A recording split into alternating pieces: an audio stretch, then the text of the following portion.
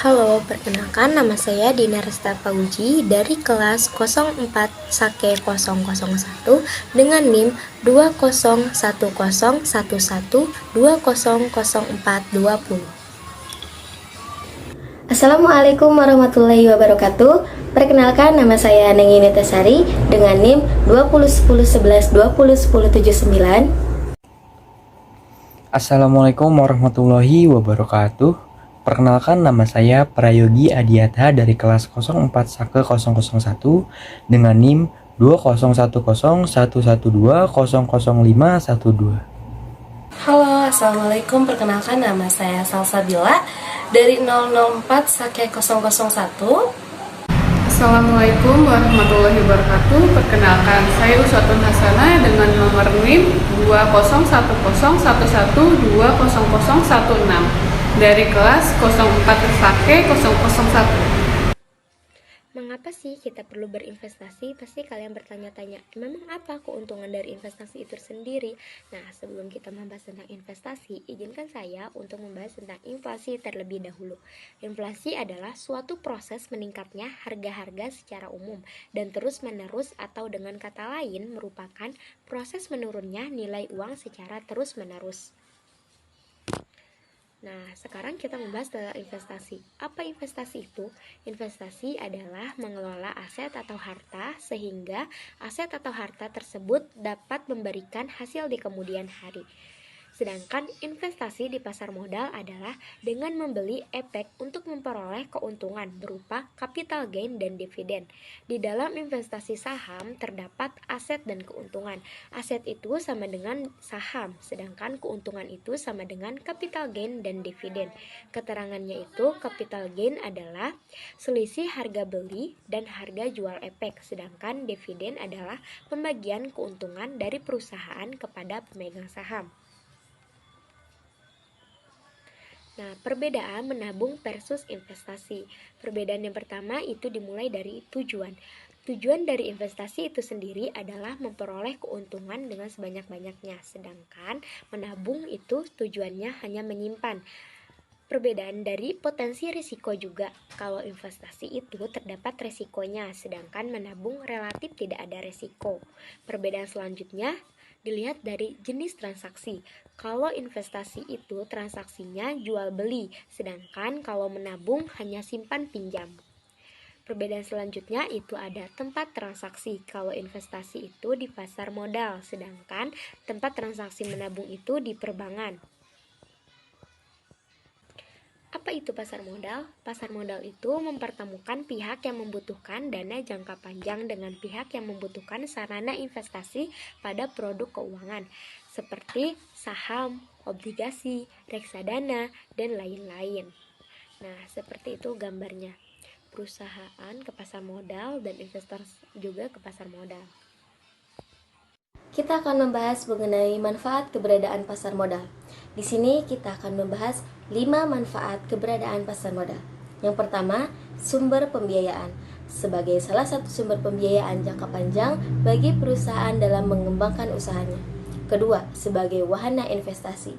Sebagai tempat investasi bagi investor yang ingin berinvestasi di aset keuangan.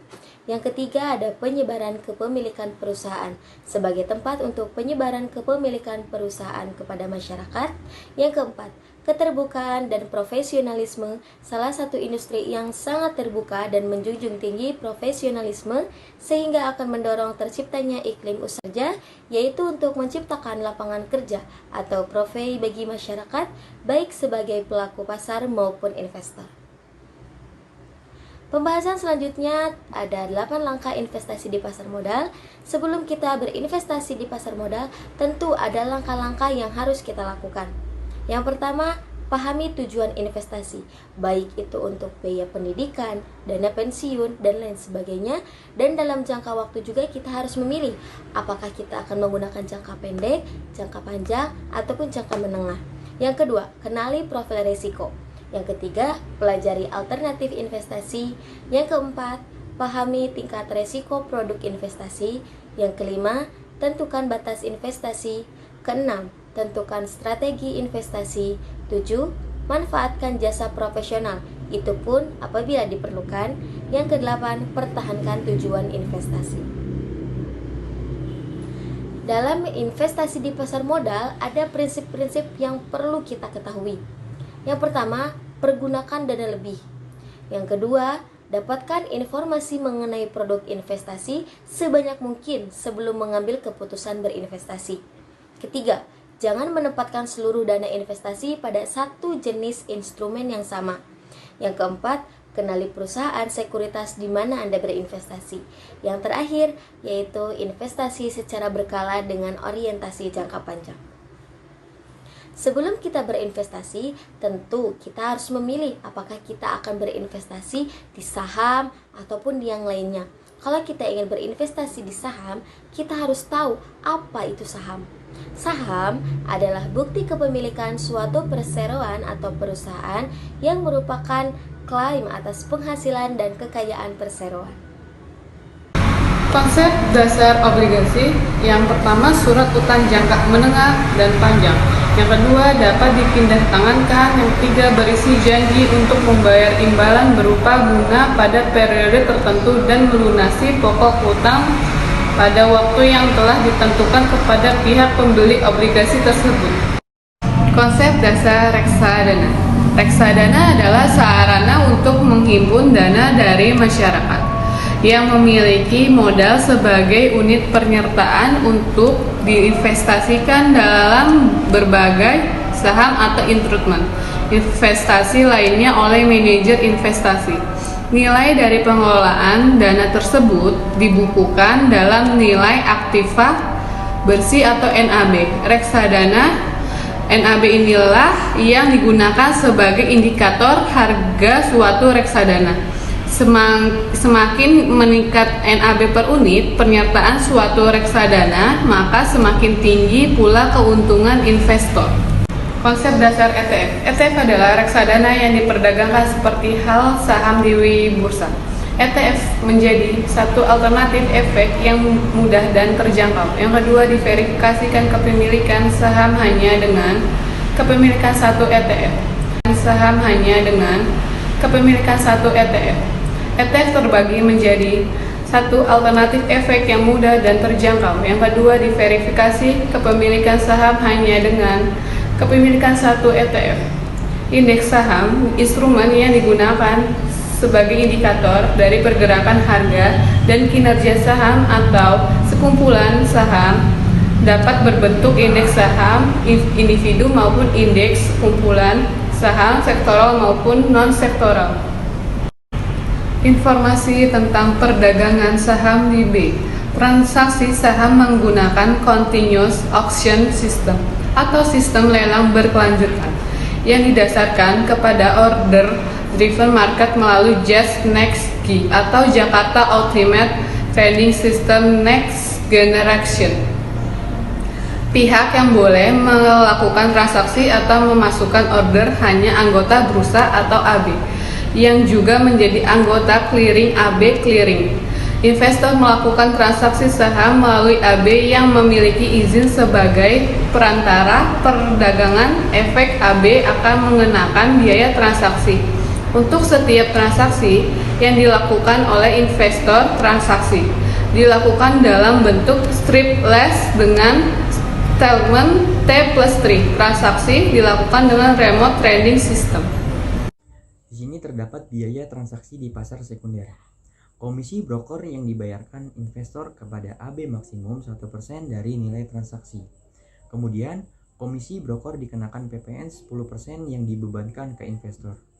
Kemudian, nilai transaksi dikenakan pajak transaksi 0,1% hanya untuk transaksi penjualan saham. Selanjutnya, ilustrasi pengenaan biaya dalam transaksi jual beli saham WXYZ sebanyak 2 lot pada harga 5.000 per saham. Di sini terdapat ukuran perubahan fraksi harga. Yang pertama, transaksi saham dilakukan dalam ukuran lot, di mana satu lot tersebut terdapat 100 lembar saham. Yang kedua, setiap perubahan harga saham harus mengikuti ukuran fraksi harga yang sudah ditentukan. Di sini juga terdapat auto rejection system. Yang pertama, untuk mengurangi tingkat fluktuasi harga saham yang berlebihan. Yang kedua, permintaan harga yang melebihi ketentuan batas maksimal secara otomatis akan ditolak. Yang ketiga, untuk menghindari terjadinya manipulasi harga dengan menggerakkan harga saham secara berlebihan. Di sini terdapat Otoritas Jasa Keuangan atau OJK. Tugas OJK yang pertama, melakukan pengaturan dan pengawasan terhadap kegiatan jasa keuangan di sektor perbankan, sektor pasar modal, dan sektor industri keuangan non-bank. Yang kedua, tujuan pendirian OJK. Tujuan pendirian OJK dibentuk dengan tujuan agar keseluruhan kegiatan di dalam sektor jasa keuangan terselenggara secara teratur, adil, transparan, dan akuntabel, mampu mewujudkan sistem keuangan yang tumbuh secara berkelanjutan dan stabil, dan mampu melindungi. Selanjutnya di sini terdapat Bursa Efek Indonesia atau BEI. Yang pertama, tujuan pendirian penyelenggaraan perdagangan efek pasar modal Indonesia yang teratur, wajar, dan efisien. Yang kedua, pemegang saham BEI adalah perusahaan efek yang telah memperoleh izin usaha sebagai perantara pedagang efek, disebut sebagai Agonta A Bursa AB. Yang ketiga, BEI secara resmi didirikan pada tanggal 13 Juli 1992. Yang keempat, BEI adalah satu-satunya penyelenggara perdagangan efek di Indonesia. Yang kelima, BEI wajib menerapkan peraturan pengenaan keanggotaan, pencatatan, dan perdagangan. Yang keenam, BEI wajib mempunyai satuan pemeriksa yang bertugas menjalankan pemeriksaan berkala atau pemeriksaan sewaktu-waktu terhadap anggota yang serta terhadap kegiatan bursa efek. Yang terakhir, BEI bekerjasama dengan DSN MUI dalam mengembangkan investasi syariah di pasar modal Indonesia. Lembaga Penyimpanan dan Penyelesaian LPP. Tujuan pendirian menyediakan jasa clearing dan penjaminan penyelesaian transaksi bursa efek yang teratur, wajar, dan efisien. Mayoritas saham lembaga clearing dan penjaminan wajib dimiliki oleh bursa efek. Selanjutnya, ganti rugi pemodal oleh SIPF. Pembayaran ganti rugi kepada pemodal dengan menggunakan dana perlindungan modal dilakukan jika pemodal telah mengajukan permohonan ganti rugi kepada penyelenggara dana perlindungan pemodal sesuai dengan peraturan OJK nomor 6A5 tentang penyelenggara dana perlindungan pemodal. Fasilitas akses. Fasilitas yang diberikan KSI sebagai perwujudan perlindungan investor agar investor dapat langsung melihat portofolio yang dimiliki oleh di sistem KSI. Rekening dana nasabah adalah rekening atas nama nasabah yang disimpan di bank yang terpisah dari rekening perusahaan efek. Rekening dana nasabah kerjasama KSI dengan Bank Administrator, RDN, Bank BCA, Bank Saimbi Niaga, Bank Mandiri, Bank Permata, Bank BRI, BNI, Bank BCA Syariah, Bank Sinarmas, dan Bank Syariah Mandiri. Bank Administrator RDN.